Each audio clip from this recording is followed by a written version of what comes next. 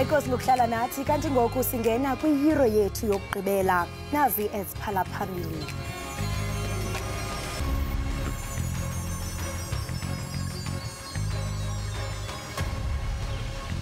Yebo mbukeli njengamanje sehoreni lethu ke lokugcina kanti asibheke ihamba phambili leli hora.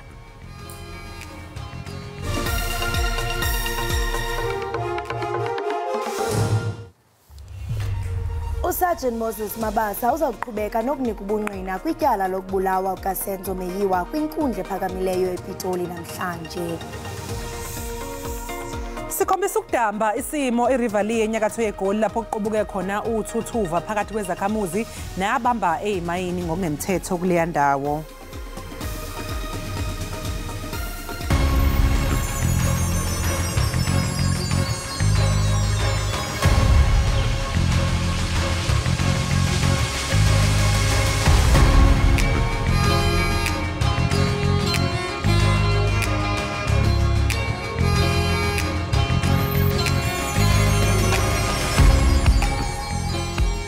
Wababiza bonke uNowa wabakhela inqanawe wathi imvula iyeza ngena nawe. Hi igama lami Bethusile wakwamcinga imvumi yegospel. Thank you for watching Ekhaya Jikelele. Ngena nawe.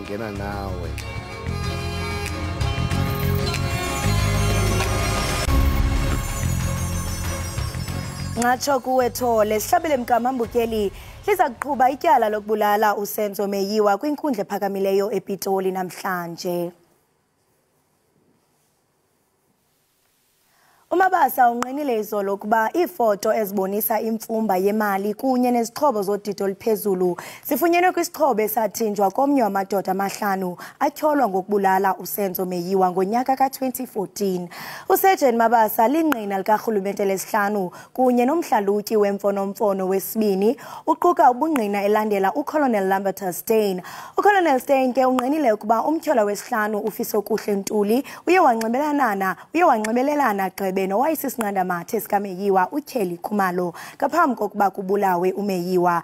Epheko sophulwa ngemibuzo phezolo uSteyn uvumile ukuba inombolo yemfonomfono ibingabhaliswanga ngegama likaNtuli. Kusenjalo ke mbukeli ke saba nengxoxo nongodi wezomthetho umeli uSixulu weDonda Attorneys ukuchaza kabanzi malungana nokuhlalukayo ecaleni lokubulawa kukaSenzo Meyiwa. uXulu ubalula ukuthi njengoba leli icala selenganyelwe ijaji elisha uRatha Mokgoatleng indlela ke lisingethwe ngayo likhombisa ukuphuthuma ujobelelana nangokuthi ke kuyashaqisa nokho ukuthi kungenzeka ukuthi abasolwa abake baxhumana ngomakhalekhukhwini ngaphambi kokubulawa kaMeyiwa nanokuthi omunye abasolwa kuthiwa waxhumana noKheli Khumalo owabe yintombi kaMeyiwa. Ngoba sikhuluma nje ufakazi sokhona manje osifakazi wesihlanu ngicabanga ukuthi uSergeant Mabasa kodwa okubalekile sisinoxolo ilokho ukuthi phambilini sikhumbule besingakaqedi ufakazi wamiswa ke uJudge Mawumela kodwa ufakazi sikutholayo manje buhlukile nobaqala ngoba obaqala ukukhumbula ukuthi uColonel Steyn ubengakabizwa uMabasa ubengakabizwa into ayenzile uadvocate Baloyi uvele wabiza ofakazi abanye ayengababizanga waseqaleni waqala ngabanye kodwa lokho kukhombisa ukuthi ke sekukhona isivinini esikhona nanokuthi ubufakazi ke ovelayo manje yilobo uvele babengabizwa ngeqaleni ngoba babengakabizwa kodwa kulokho uvele waqala ngabo ingakho sesithola ubufakazi obunjengalobo ukuthi uma ubheka kodwa noma ungakabhekisisi kakhulu buhlukile futhi bukuthanda ukudida kakhulu lokho bese kulindelile. Emva kobufakazi ke obethulwe uColonel Steyn lapho etshele khona inkantolo ukuthi kwaba khona ukuxhumana phakathi kaKheli Khumalo kanye nomsulwa wesihlanu uFisokuhle Ntuli ngaphambi kokuthi kubulawa uMeyiwa. Engabeke lobo bufakazi bungase buholele inkantolo ekutheni mhlawumbe ithole isisombululo kuleli icala. Uma ukubuka ngoba bengishilo ukuthi ubufakazi obusha besingabulindelanga kuyashaqisa khona ngoba bekukhona ukuthi nabo omangalelo abazana nanokuthi futhi ukuthi uKheli ngeke nje umzekelo uKheli Khumalo ngoAugust wakhuluma Makushiwo wakhuluma noSifiso Ntuli umangalela wesi5 waphinda wakhuluma noSifiso Ntuli futhi usesele izinsuku eziyishumi nanye ukuthi uSenzo Meyiwa kula lokho kuyashaqisa kodwa manje esingakutholile okwamanje mhlawumbe uSergeant Mabasa ngoba naye ungodi kwezobuchwepheshe uzokucacisa asikuthola ukuthi yipi inkulumo ababeyikhuluma yayithini ngoba kube siyakuthola ngabe sinakho ukuthola ukuthi mhlambe ukubulawa kwaSenzo kwahlelwa ibona abamangalela kakhulukazi umangalela wesihlanu noKelly Khumalo kube khona inkulumo ecacile manje kukhona ukuthi bakhuluma kodwa manje bathi ngoba asikhumbule phela ke embukeli ukuthi into ebalekile ukuthi ufakazi kumele sikuthole ubufakazi obunganakho ukugabaza yabo mangizokubeka nje ngesilungu bathi kumele kube ubufakazi beyond reasonable doubt okuchaza ukuthi kumele kube ubufakazi obunganakho ukugabaza ukuthi hayi lapha sinobufakazi bobuchwepheshe kwaxhumana uKelly Khumalo nomangalelo la inkulumo futhi eshiciliwe evelayo ukuthi kwathiwa hayi ungafika ngesikhathi sokuthi bese uyamdubula usezongidingabulawa mhlambe umzekelo omunye kube ukuthi khona imali abavumelana ngayo manje lokho akucacile ingakho ngithi yebo kuyashaqisa khona kodwa ufakazi ke kumele kuqine kuvela ukuthi khona noma bekuplanile. Ithomalele imeko yase-Riverlea kumazantsi eRhawuti kulandela uqhankqalazo ngokombiwa kwemigodi ngokungekho semthethweni nokulwa koozamazama. Oku kulandela ukudutyulwa kubulawe oozamazama abahlanu ngempelaveki. Abahlali bendawo yoGobityholo izamimpilo bathi sele lixesha ukuqhubeka imilo kule ndawo. Komvulo umphathiswa wamapolisa uBhekicele uqinisekise abahlali ukuba bazayibeka esweni le ndawo. In 24 hours, you have seen the difference here. Iphathimandla emkhandlwini idolobha waseKapa zithi kudutshulwe kubhekiswe emaphoyiseni ngesikhathi osomatekisi bevala umgwaqo enkabeni yedolobha eKapa izolo. Iphathimandla zithi kuvalwe komgwaqo kuqale emva kokuthi ke eshaqe amatekisi ayi15 bengekho esimeni esifanele ukuba semgwaqeni. Ngokusho kwazo ke iphathimandla zithi abashayeli bamatekisi emva kwalokho baye bahlanganyela ngaphandle kwesikhumulo samatekisi baqala ngokuthelekela ngenduku elinye lamaphoyisa. Abashayeli babebhikisha babese bevimba abanyoza kwabo ukuba bangene phela esikhumulweni samatekisi ngenhloso yokuzwakalisa ulaka lwabo. Ngenhloso yokudambisa isimo amaphoyisa kamasipala azamile ke ukufutha isisi esikhasunye embezi kodwa ke kwa ngazimuka nomoya.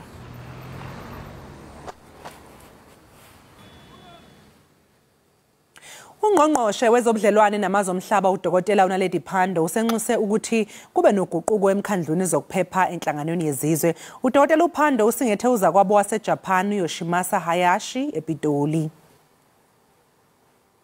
Our country, like Japan, is a country committed to peace. Peace on the continent and peace worldwide.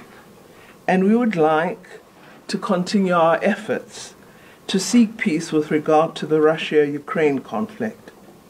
Our country remains non-aligned in this conflict as we regard all wars as wars that we should not take sides on.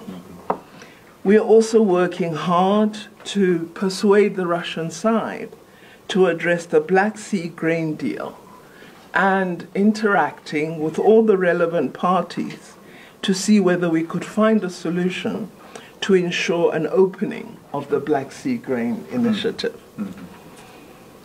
In principle, we would also like to assert that South Africa, as President Ramaphosa has repeated several times, is firmly committed to the principles of UN Charter in seeking to ensure that no country infringes the territory of another country and that the full equal sovereignty of all nations is respected.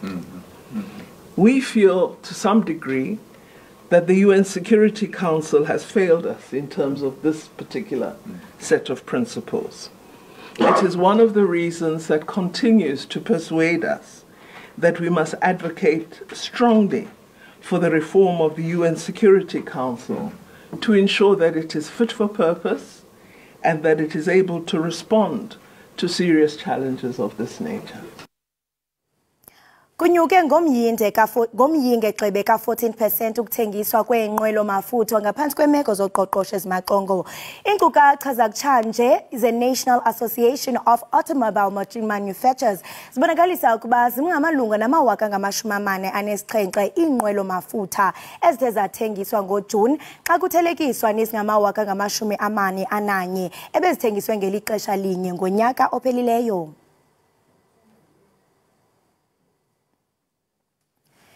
Automotive Business Council ithi intengiso enhle yenqwelo mafutho yinto encomekayo nanjengokuba eli lijongene nocimicimi singaphaya kwe-29,795 inqwelo mafutha ezongeziweyo oko kuthetha ukuba kubeke uchatha wenqwelo ezi-251 nokuthengiswa kwezigadla. Kwezamazwe ngamazwe iFrance sele iqale ukuthutha amakhulukhulu abantu baseFrance nabaseEurope njengoko ingathi kukhuthaza imfazwe entshona yeAfrika. Umkhosi waseNiger ubukuqe umongameli okhethwe ngenkqubo yentando yesininzi uMohamed Bazoum norhulumente wakhe kwiveki ephelileyo. Umbutho wamazwe akwintshona yeAfrika iEcowas agrogrise ngokubuyisela uBazoum ngetshova. Kodwa ke nangona kunjalo amazwe asebumelwaneni Mali kunye neBurkina Faso nawo alawula ngemikhosi aza kukhusela iNiger. iNiger ibibonwa njengelona lizwe lizinzileyo entshona Afrika ekulweni namavukelambuso.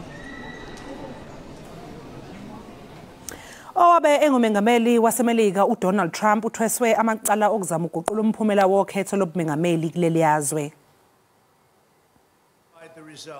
Emacaleni akamuva athweswe wona uTrump ubhekene namacala amane okwakha itulo lokubhozomela umphumela wokhetho ngenhloso yokuvimba ukuba uJoe Biden amenyezelwe njengomengameli waseMelika ngosemthethweni. Ithimba labashushisi lithi wabe esesabalalisa ulwazi abe azikahle kamhlophe ukuthi lungamampunge waphinde futhi washoshozela nezenzo zodlame okwabe kushaya indiva inqubo yentando yabantu eMelika. Leli ke yihlandla lesine uTrump ethweswa amacala ayamene nobugebengu kulezi inyanga ezine ezedlule nakuba phela ephezulu komkhankaso njengamanje wokhetho lesikhundla sobumengameli ngonyaka ozayo.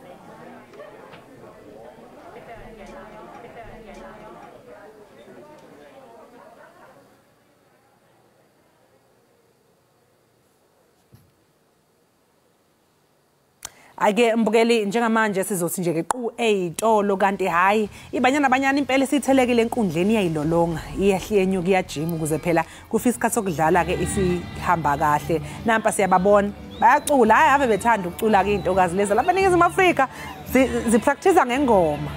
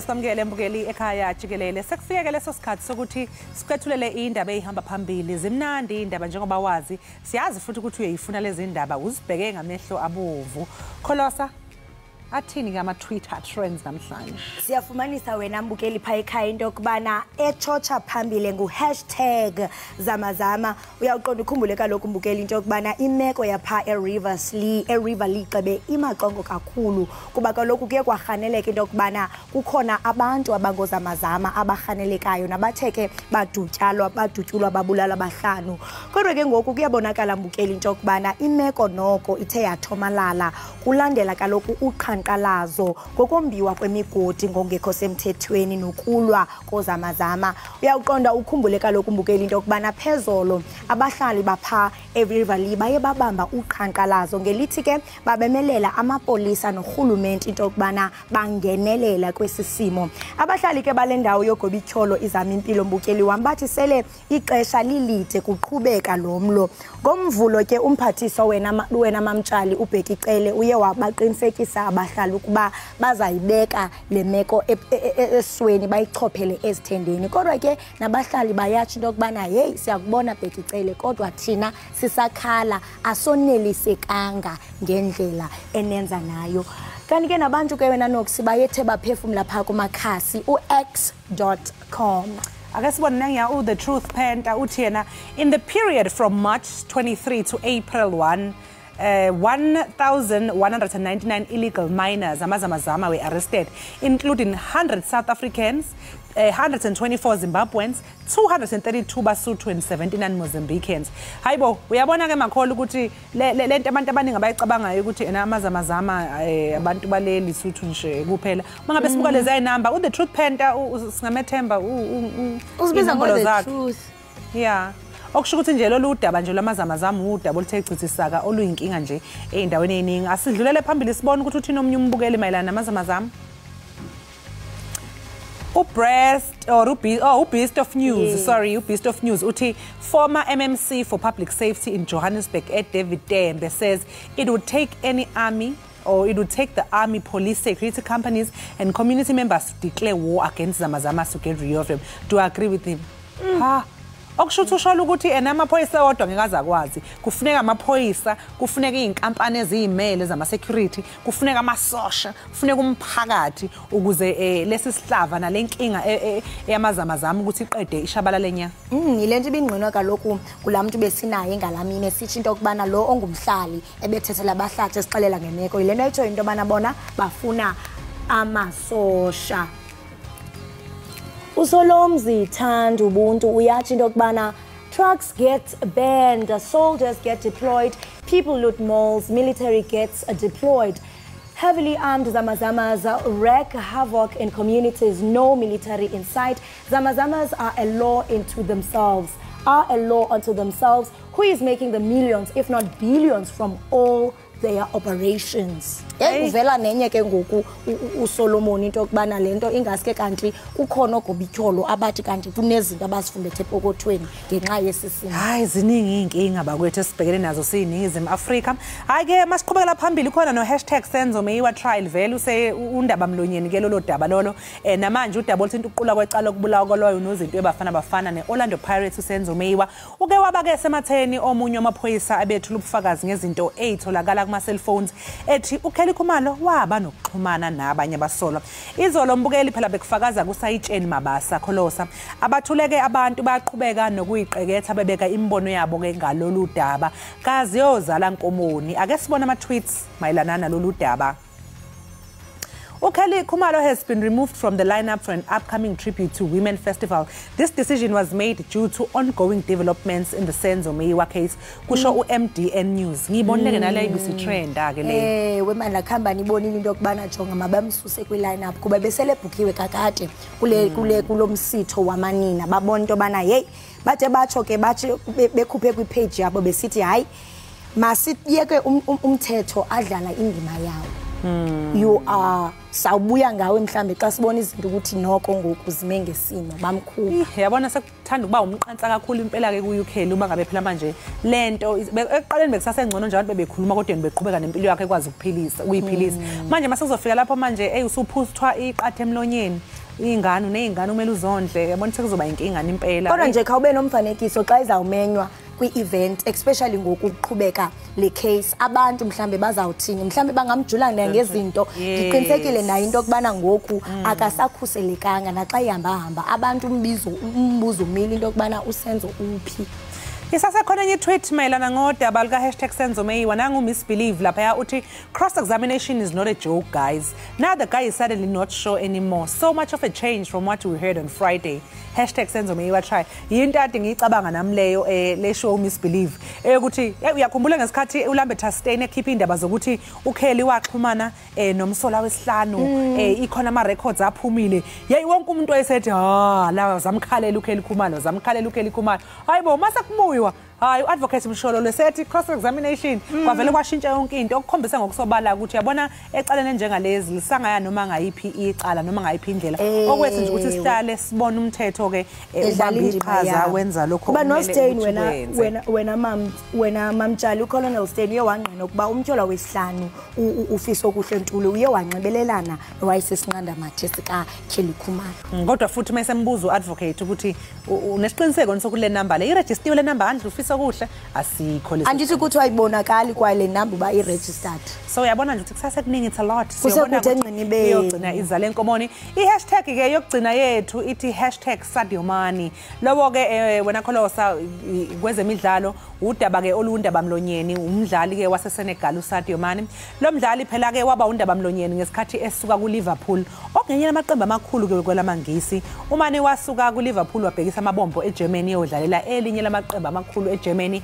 iBayern Munich iningi lezazibhola zithi hayi izinto azimhambelanga kahle inkosi yami uMane lapha kuBayern manje ke okuxoxwa ngoSadioMani usehambile eGermany waya eSaudi Arabia iAl Nassr umbukeli phela leli qembu lidlalelwa ke uRonaldo aseye kulo manje uSadio omunye koyinkakha ebholeni leinyawo hayi unenhlanhla ke yena at least besane option yabo wasuka kule kwiLiverpool wathi Bayern Munich lapha eGermany ejethi kuzohamba hle shothi uthema ifeya khona hayi kwangahamba njengalendlela becabanga ngayo kodwa ke at least yena ukwazi ukushesha aphume usephumile ke uselapha kwileague iAl Nassr kuleyo league yale le league ke kuthiwa impela baziqhuma manje kuleli yazo uRonaldo phela uRonaldo is the top 2 uMessi noRonaldo bale phezulu ebadlalini abakhona so usobe seyugijima kanye naye ke kushuthi lapha yana abajwayelekile ukuthi hayi musi uyodlala kule league vele usukulungiselela ukuthi career yakho sizophela so usufuna ukuqoqa as much money as you can cause hayi bayabhatala ke ngapha emalini ake sibone ama tweets ukuthi athini ke lapha yana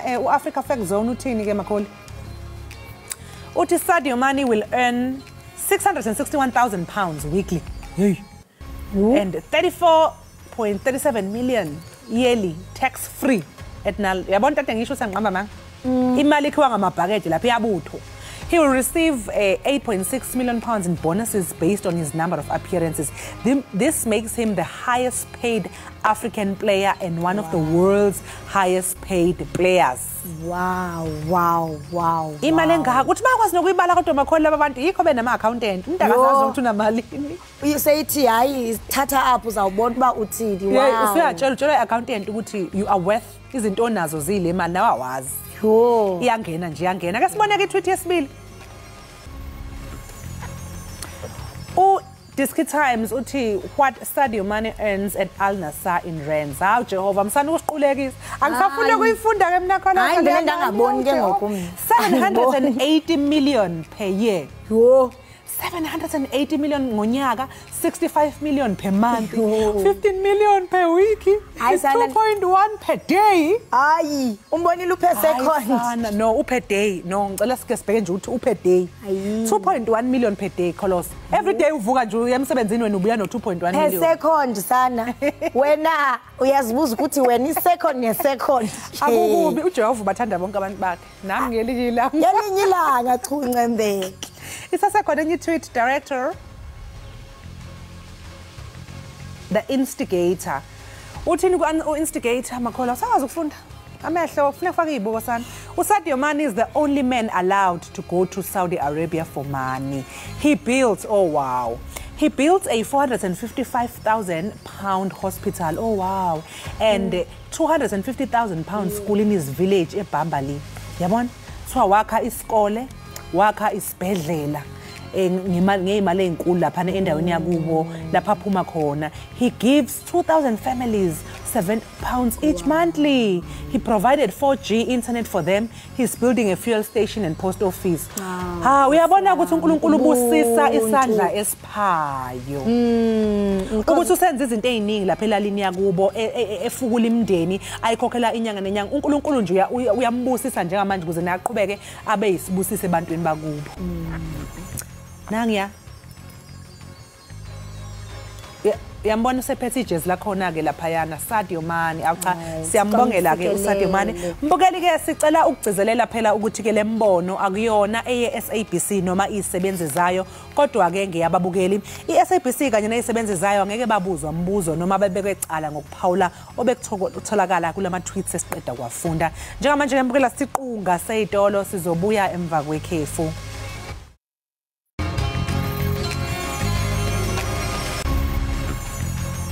Siphinde sikwamukele mbukeli ekhaya jikelele. Isikhungo iUNESCO esingaphansi kwenhlangano yezizwe iUnited Nations sasihlongoze ukumisa ukusetshenziswa komakhalekhukhwini ababizwa ngama-smartphones ezikoleni ngelithi lokhu kunomthelela ongemuhle ezinganeni kanti kuzenza zingawunaki umsebenzi wesikole. iUNESCO ke ithi lama-smartphones kwezinye izikhathi asuke equkethe izinto ezingadunga umqondo wengane ngakho ke awakufanele enhlobo ukuba semagcekeni esikole. Ukuxoxa kabanzi mbukeli ngalokhu sizoxoxa noDokotela uJames Kivi oyisikhulu esiphezulu esikhungweni iJet Education Services okuyisikhungo esibhekela ukwenza ucwaningo ngezinto ezimqoka ezelekelela abafundi nothisha ukuze phela bakwazi ukukhiqiza imiphumela egcolisayo lapha eNingizimu Afrika.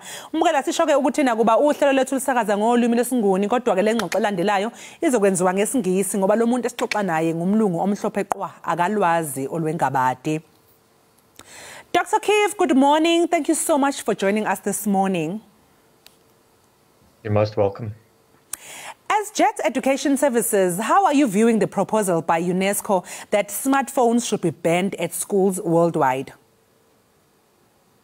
I think we've got to be careful. UNESCO, the report that was released last week, does talk about the negative impact of smartphones, but it doesn't call for a global ban on the smartphones. I get a sense the media, and particularly some of the articles, are sensationalizing it. So I would want to be a little bit more careful. It's a little bit more nuanced than just banning cell phones. So do you concur that smartphones are bad for students' mental health, educational performance, and it holds privacy concerns for data leaks for other non-educational purposes? I'm not getting your sound quality is very bad on my side, but I'll try and respond in terms of the parts that I heard. What we see in schools is, very disadvantaged schools, very rural schools can benefit from devices, but we need to be careful. I think it's not only mobile phones. We found in our work as Jet, and we're an NGO working in many schools in South Africa, mostly disadvantaged schools, that a device can make a big difference to children that might not have the right teachers or the teachers might not be trained appropriately. And their devices can play an important role. We normally use tablets rather than cell phones because the tablets can be managed better in terms of content. So I hope that's a bit of a response, but I'm happy to follow up with your next question. Yes, Dr. Kivi, is it scientifically proven that there's a negative link between uncontrolled use of mobile phones and student performance? Yes, so the UNESCO report shows very clearly uncontrolled use can have a negative impact on student performance. So the report talks about the two sets of data, 1 in 4 or 1 in 7 countries across the world are considering restricting the use of cell phones in schools. I would definitely support some restrictions on the use of cell phones. While there are some positive impact, there's a lot of negative. There's bullying that can happen, there's distraction. We see in particular learners with lower ability are impacted very negatively by the uncontrolled use of cell phones. So my response would be, it's perhaps not a ban, but controlled use is really a good thing in schools. Like, for example, Dr. Kivi, there are schools where they say they need to use cell phones as part of the learning and stuff.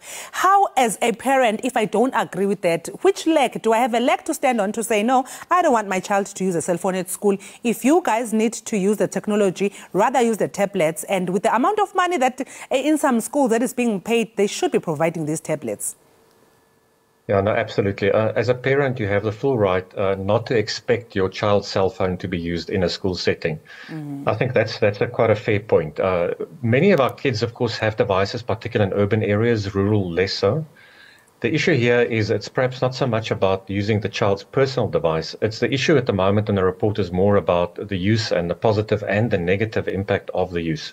But parents definitely have this right to engage schools and not to make the personal cell phones available. That's a right that any parent or child has. So UNESCO also says that we need to teach our children to live both with and without technology, to take what they need from the abundance of information, but also to ignore what is not necessary. Dr. Kivi, practically, is that possible, especially with children? I'm not hearing your question. I'm sorry, the sound is really bad. I was saying, just maybe. Yes, UNESCO says we need to teach our children to be able to differentiate from good and bad information. They shouldn't be restricted. At least they should be given this freedom of using the cell phones, but only to be taught that you have to take and use the information to advantage and leave out what is not necessarily. So, in essence, to balance. But I'm just thinking, especially with teenagers, is that practical? Yeah, no, I think in our schools that's not practical, definitely not. Maybe in a first world country, in a highly kind of developed environment, that would be easier. In our case, I think we cannot leave this only to the learners, particularly younger learners. Perhaps older, there's merit in talking about this, and high school learners, maybe grade 10, 11, 12. But for younger children, a controlled environment is definitely a better option. I don't think we can leave it to them. This is why in our work, when we use a tablet or even some other device, we put controls in place that the learners can only access certain content.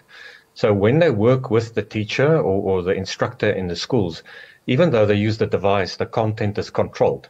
So that it's not simply just a kind of a web interface where they can Google anything that they can. And this way you can manage it much better.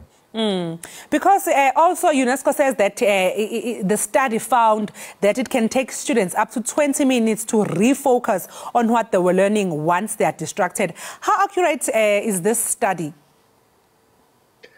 Look, there are a couple of studies around. How accurate it is, I'm not sure. What I do know is UNESCO uses credible research. And so I think the issue is not perhaps how long it takes to refocus. The issue is it can be highly disruptive. It can be highly disruptive, particularly for your learners that are not as strong. That kind of learner is very, very much kind of distracted by the cell phone in an uncontrolled environment, particularly for younger kids. So there are those that say that banning smartphones for kids can have several benefits. Can you maybe, Dr. Kiv, just take us through some of those benefits? Okay, well, firstly, I think one of the key things is the teacher is the most important. And so whether a device is only a means to an end, a device cannot replace a teacher.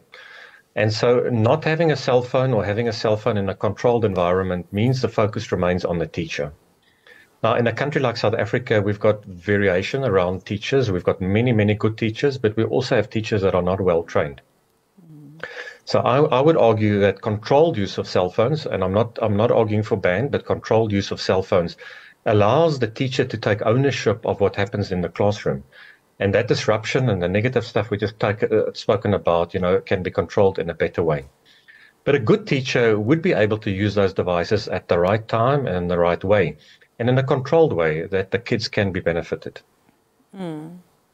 Yes, I agree with you there. I mean, if the children are in class, the teacher says, go to the site and open and do research on this certain topic that we're talking about. Everybody should be on their cell phones doing that. But the minute that they're done, they should then put their cell phones down. Because another alarming thing that I observed was the use of social media, especially in schools. You found a lot of, on social media, for example, I saw a lot of videos of like recently, there's been a video that was circulating of two girls that were fighting, and actually one girl ended up dying in a school, and it was on a cell phone. So yeah, these smartphones, there's negative and there's positives. Yeah, it is. And I mean, we must be careful, what one can do is you can become so reactive and say, let's just ban all cell phones and cell phones are bad. And there are many examples like the one you just mentioned. But the reality is where the world is going, the world is becoming more technological. You know, so we must be careful about how we apply these rules. So that's why I would say regulate and manage cell phone usage, but don't ban it. Particularly with more older kids, I think it can be managed better. For younger kids, perhaps they need less access. But let's be careful not to have this knee-jerk reaction where, because there are negative impact like cyberbullying and other things now, we just take the cell phones out of the schools completely. I think that's not a good decision. Thank you so much, Dr. Keefe, for your time and wishing you a bright day today. You're welcome. Thank you very much. Thank Bye. you. Mbukelikelo besixoxa naye udokotela uJames Kivi wesikhungo iJet Education Services. Ubesixoxela kabanzi ke ngendaba ezithinta ukusetshenziswa kwama cellphone ezikoleni. Uthi ke mbukeli bukhona ububi kanye nobuhle balezi zinto. Esephetha ke uthe hayi zikhona izinto ezinhle ezingenziwa omakhalekhukhwini ezikoleni uma nje othisha bekwazile phela ukulawula indlela othisha balawula ngayo ukusebenza komakhalekhukhwini. Ngiyahumusha ke nje abekusho ngoba phela ubekhuluma isingisi mbukeli. Okunye akushilo lapha yana yikho okokuthi abazali nathi njengabazali sinalo ilungelo lokukhuluma nezikole uma ngabe singathandi ukuthi izingane zethu zisebenzisa ama cellphone ukuthi asikwazi isikole phela ukuphoqa ukuthi cha inqubo yesikole ukuthi ingane kufanele ize ne cellphone esikoleni ukuze izoyisebenzisela ukufunda kufanele bona njengesikole baqhamuke neindlela even ukusebenzisa izinto ezifana nama tablet ongathiwa asala esikoleni kungaba ngeminye ke yezisombululo zalolu daba njengamanje ke mbukeli siyayibuza ukuthi ngabe lithini lwakhuluvu ungakhohlwa phela ukuthi uyazi ukuxhumana nathi ey'nkundleni zokuxhumana usitshela ukuthi wena ucabangani ngalezi indaba nje esikhuluma ngazo lapha ohlelweni lethu okwamanje asithi siquke ngaseyitolo sobuye emva komzuzwana.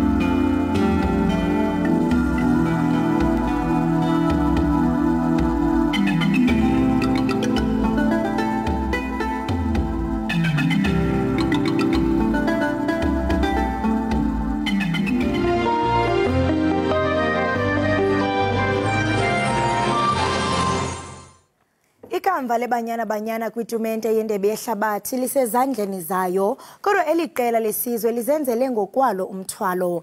Ibanyana incwase ukuzibeka kwindawo kumjikelo wamaqela i-16 kwitumente eWellington eNew Zealand. Ukuze lidlulele kwesisigaba kokuqala ezimbalini iqela likaDesiree Ellis kuzawunyanzeleka libethe iItaly kuqala. Kunjalo zange laphumelela kumdlalo wendebe yehlabathi. Ukanti ngoku nje sibala imizuzu nje ukuba uqale umdlalo kuba sababona mbukeli besebaleni. Zange kwabalula nakweliphina iqela kwitumente yendebe yehlabathi kodwa ke noko kubonakala ngathi intshatsheli zase-Afrika zizenzele intaba ezakufuneka ziqabele ngomzuzu wokugqibela ukuze zidlulele kumjikelo olandelayo. Kodwa umqeqeshi uDesiree Ellis ubethelela kubadlali ukuba lo mdlalo wangomso ne-Italy bawuthathe njengefayinali. This is definitely the final. We can't think of anything beyond this. We've got to make sure we leave everything on the pitch. Not that we didn't leave everything on the pitch in the other games, but this is one where there's no margin for error. This is one where we got to be very organized in all areas. This is one where we got to make sure that we're defensively sound. We've got to make sure that we keep a clean sheet. Ibanyana iqephe uduma kuqala kuyo yomipini imidlalo eseyidlalile kuqala neSweden kwalandela iArgentina. Umdlali wasesiswini Kholosa Piana uthi kungakona bazikhande ngenyeketyeni ngongayiphumeleli lemidlalo kodwa kunjalo uthi akulahlwampeleko ngakufelwa. We scored early in both games. We were leading in both games and we considered very late in the game. I think for us that's one thing that we have been working on, and we must make sure that we don't concede, especially after scoring. We must try and contain the teams and be able to manage time. Umdlalo uqala ngentseni ngensimbi yethoba ngomsolo usayo iqela lifuna ukusebenza kwalonzima kungemkina amanzi kanti isizwe ngokubanzi isinqanelwe ukubona ibanyana banyana idlulela kwisigaba esilandelayo kwitumente. Bukelizi yabuya phela kwezemidlalo iqembu lakuleli lebhola lomqakiswano livivela umdlalo walo omqoka lapho lizobhekana khona neNew Zealand engompetha bomqhudelwano wendebe yomhlaba ebholeni ke lomqakiswano. Njengoba iProteas ingenaso nje isiqiniseko sokuthi izodlulela yini esigabeni esandulelwa amanqamu, yazi kahle kamhlophe kodwa ukuthi cha na kanjani kufanele ukuthi inqobe namhlanje kusihlwa. Kulandela impumelelo ngakwi-Trinidad and Tobago phezolo iProteas asivantambo sizimisela kangangoko ukuzibonakalisa kuba asiyontsimbeko bayo. Amaqobokazana asekhaya azakulwa kube mdyakisane kuba kufuneke ingombili iNew Zealand nengevantambo kuza kuthi gangoku. Kwinkxaso engagungqiyo eziyifumana iProteas kubalandeli zithi kufayayo. I see every team as another opportunity to prove what I can do on the court, and before stepping on the court I just know that that's another goal defense. I don't look at the name, I don't look at the team, I don't focus on what they are, but I focus on our team and our strengths, and I stand by myself and with the team around me, my wing attack, my goal shooter, and we try to bring out the strength in each other to beat what they have. Nakubeni abaqeqeshi benethemba elinoyolo kodwa baya kulo mdlalo bechule ukunyathela banethemba lokuba umdlalo phakathi kweJamaica neNew Zealand ngolwesihlanu unganeziphumo eziluncuthumazangwa kuMzantsi Afrika. New Zealand is going to be a tough opponent, but anything is possible. I mean, Uganda put it right to them when they played them the other day, only going down by 10 goals. So I don't really think that the New Zealand game is a make or break. We do have Uganda after that on Thursday. Nakubeni abemi beli bewujonge ngabomvu umdlalo wangomso ayizokunqa inkxaso ngakwiProteas bese kuzityontyela ukuba zibuye nempumelelo.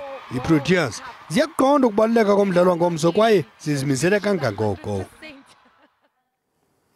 Iqela elinkqenkqeza lehlabathi eAustralia iphulela amasaka iQueens of Malawi ngo-70 ku-46 ithabatha unyawo olusendeleyo kumdlalo owandulela amagqibela kankqoyi wendebe yehlabathi yebhola yomnyazi ka-2023 eKapa lodumo. Kusenjalo iBajan Gems yaseBarbados ibethe iSingapore ngo-55 ku-50. They're making plans because they know they will be going into that half-time break shortly. Oh, gee, the vision from Kumwenda. Well, that is just precision passing. And look at Mvula. So Australia staring down the barrel of their first quarter loss at this World Cup to the hands of Malawi, world number 6. Margin, or 20-goal target, margin a little bigger. And Kira Austin will slot in the final goal of the game. So underway here, Barbados in the blue and yellow trim and Singapore in the red.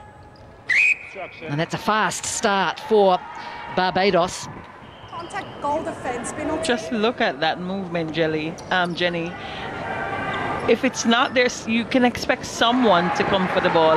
That's what is most impressive for me. A big step from Blackman. It's good. That's just her third attempt. 2 from 3 for Latonia. So another turnover this time. Not enough time, but that's a good quarter for Barbados because they have come back.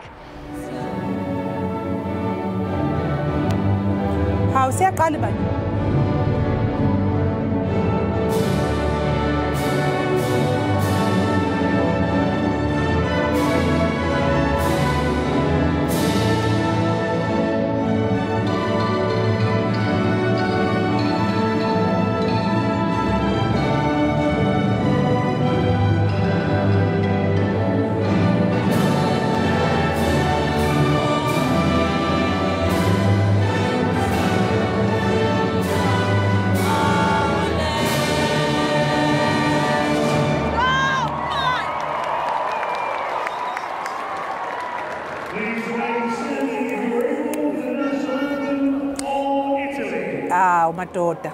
So fikele lo mzuzu ke makholi manje akusekho kubiyele emuva usuyaqala umdlalo phakathi kwebanyana kanjalo ke neItaly. Kade ke seqedwe kade icula iculo le South Africa. Uzwile? Oh. And united we yo andayilosa.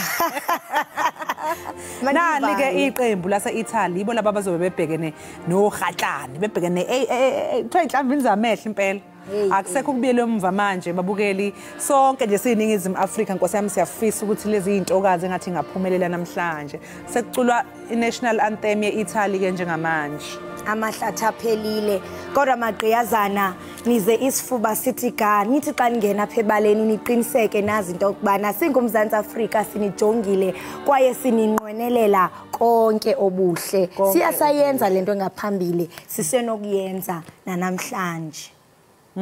Akukho kunye ke impela njengoba sesishilo mbukeli sekuyikho nje ukuthi ibanyana bakithi ingene egroundini nathi njengoba sesivalelisa manje mbukeli sesiyavalisa ngoba sesijaha ukuyobuka igame sesiyibukela mbukeli siphathele zona namhlanje siyabonga kakhulu ngokusinihlanganyele kanye nathi kanti siyabuye ke futhi kusasa ngesikhathi esifanayo nibe nosuku olumnandi nisale kahle high five